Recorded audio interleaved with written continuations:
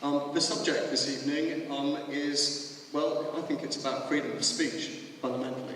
Looking at where the bill came from, there's a natural suspicion that it's aimed directly at the trade union movement and its ability to lobby. It's about the way in which the wheels of government are oiled in a non-transparent way. And that's primarily what this bill is about. Tories, before the last election, were talking of the big society. Now, the thing is, this bill, especially the second part, is going totally against what David Cameron felt about the big society. We need to have greater transparency in the way in which big money and big business are able to influence the way in which the political system works and their influence in policy making in Parliament and elsewhere.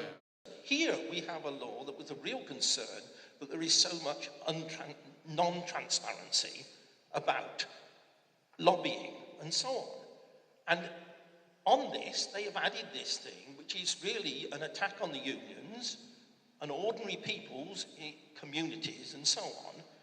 And you said about, you know, it's people getting in the back door. The problem is that civil societies like 38 Degrees are at the front door. They are the people that actually should be encouraged to make influences and talk to people. So what are the problems with the bill? I won't re-rehearse them, but election materials and what is an election material.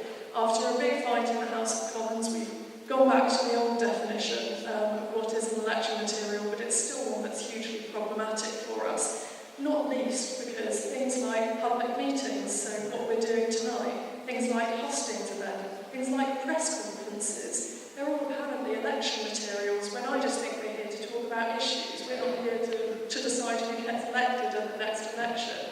And yet all of our staff time, all of the venue hire costs, these would all be counted as part of our election spending in the year before an election.